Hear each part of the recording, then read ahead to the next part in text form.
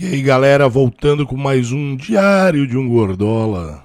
O diário desse paquiderme que vos fala, desse balofão, desse obeso bórbido que vos fala. E é importante a gente falar sobre algumas coisas, porque na realidade obesidade é uma doença e tem que ser vista e tratada como tal. Muita gente, inclusive, fala isso quando quer falar de gordo e tudo mais, e totalmente no direito, bonito. Ao mesmo tempo, um monte de imbecil meio que quis colocar a culpa. O rapaz lá que faleceu na porta do hospital, que inclusive o cara era muito maior do que eu em relação a peso, assim, parece que ele tinha 180 quilos, um negócio absurdo.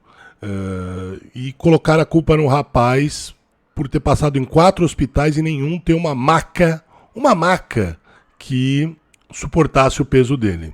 Então, que aí tá todo contrassenso. Se a obesidade é uma doença, tem que ser tratada como doença, e os hospitais, especialmente os hospitais do SUS, teriam que ter equipamentos que sustentassem essas pessoas. Eu não tô falando de equipamentos caríssimos, eu tô falando de uma maca, meu. De uma maca. De qualquer forma, eu fiquei bem pé da vida com essas quase comemorações, né?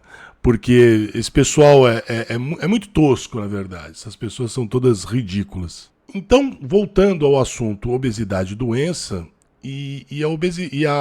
a OMS está tratando a obesidade agora não mais como um problema individual, mas como um problema coletivo, incluindo a necessidade de políticas públicas para diminuir a obesidade. E por esse relatório da OMS, a causa essencial para tantas pessoas serem obesas no mundo é a ausência de políticas de saúde e alimentação adequadas. Vou dar um exemplo bem simples de como o Estado e políticas públicas mudam conceitos e concepções. Na Irlanda, o pão do Subway não pode ser chamado de pão lá. Ele é um bolo, porque nada ali lembra um pão. Aquilo é um bolo. Então, isso tem a ver com uma política pública que é de muitas décadas sobre o que pode ser considerado um pão. Vou dar um outro exemplo. Pão integral. Aí o cara vai lá e fala assim, vou comprar esse pão integral, esse pão de forma integral, porque é bom. Mal a pessoa sabe que esse pão tem tanto açúcar, mas tanto açúcar, que seria melhor, às vezes, dependendo desses pães, seria melhor ele comer um pãozinho francês da padoca da esquina da casa dele, do que comer 4 fatias, 2, 3 fatias desses pães integrais aí de forma. De alguns desses, né? Não vou falar todos. Isso tudo tem a ver com políticas públicas. As informações e a forma como essas informações devem ser dadas nas embalagens. Isso é política pública. Então, desde 2015, a OMS colocou uma meta para interromper pelo menos o aumento da taxa de obesidade, para, obviamente, diminuir o número de mortes associadas a ela até 2025. O relatório de 2022 para a Europa mostrou que, na verdade, nada mudou e nenhuma das nações do continente está próxima do objetivo. 59% dos adultos na Europa têm excesso de peso ou vivem com obesidade. Criança, 29% dos meninos e 27% das meninas se classificam como obesos. Não é nem sobrepeso, é obeso. E é o que eu sempre falo, criança obesa, a menos que não seja causado por algum tipo de doença, algum tipo de questão genética, enfim, é culpa única e exclusiva dos pais. São os pais. A criança não tem que apitar sobre o que come, a hora que come. São os pais que decidem o que, como e onde vão comer. Mas no colégio tá.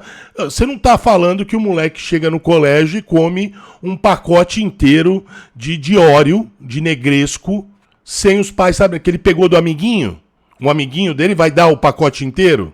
No máximo, mesmo que os pais proíbam ele no colégio, ele vai comer 2, 3 biscoitos. Por quê? Porque, quem é dono também não sai fazendo distribuição, não é caso de caridade. Quem estudou sabe, né? Principalmente como as crianças são em relação a compartilhar alimentos doces, por exemplo. Então, cara, é a casa do moleque que alimenta mal pra caramba os filhos. Então a culpa é sempre dos pais, de novo, com o porém de ser algum tipo de doença genética, alguma coisa, alguma doença que faz com que essas crianças fiquem obesas, ganhem peso, mesmo com uma alimentação regrada. Obviamente que esse resultado tem muito a ver com a pandemia. A pandemia brutalizou qualquer número, qualquer expectativa de diminuição de pessoas obesas. Eu não conheço, sim, eu conheço mas pouquíssimas pessoas que mantiveram o peso. Emagrecer menos ainda. A maioria das pessoas que eu conheço, todas engordaram durante a pandemia. E foi até meio natural e normal. Todo mundo aprendendo a fazer pão, enfim, as pessoas engordaram. Então esse cenário que foi agravado pela pandemia, segundo o diretor da OMS para a Europa, Hans-Henry Kluge, ele manda: a obesidade não conhece fronteiras. Na Europa e na Ásia Central, nenhum país vai cumprir a meta global para deter seu aumento. E a OMS está estimando que o sobrepeso e a obesidade são responsáveis por mais de 13% das mortes. Então, naquela região, 1,2 milhões de pessoas morreram pelo simples fato de estarem obesas. Além do aumento que isso aí é lugar comum. Qualquer pessoa com 2 neurônios sabe. Diabetes, doença cardiovascular, doença respiratória crônica. Porque a real é que o corpo, nesse sentido, ele lembra qualquer veículo. Você não consegue colocar, ou até consegue, colocar 1 tonelada de peso dentro de um Celta, dentro de um Onix, de um Uno. Isso vai detonar o carro, porque o carro não foi feito pensando nessas cargas absurdas. O corpo, através da evolução, não está preparado para esse tipo de aumento absurdo de peso. A gente não está falando de regiões no mundo onde obesidade é beleza há algumas centenas de anos. E mesmo assim, o corpo ele foi criado, entre aspas, num processo de milhares de anos para ser o que é hoje. Mesmo essas sociedades que há centenas de anos as pessoas são obesas, são obesos casando com obesos, enfim, o corpo ainda sente. Quem dirá para uma população que até os anos 70, os anos 80 eram majoritariamente magras. E tem um outro dado importante, que a OMS liga a obesidade a 12 tipos de câncer. E é diretamente responsável por mais de 200 mil novos casos de câncer por ano. Então o impacto que isso tem nos sistemas de saúde, esse relatório em 2014 analisou que 8% dos custos gerais de saúde nesses países, lembrando, são países civilizados, onde tem uma estrutura médica infinitamente superior à nossa. Então a obesidade correspondeu a 8% dos custos gerais de saúde nesses países. E tem um porém. O custo de tratamento de uma pessoa obesa, ele é, em média, 30% mais caro do que de uma pessoa saudável. E é isso mesmo. Obeso e saudável são contrapontos, porque obesidade é doença. E aí o relatório concluiu que o problema não é uma questão de conscientização individual, mas de uma ineficácia de políticas públicas para a obesidade. E a gente sabe que campanhas educativas funcionam. Aí tem um estudo do Congresso Europeu que mostra que 85% dos jovens europeus obesos entre 12 e 18 anos, eles têm uma preocupação com a saúde no futuro e tentam emagrecer.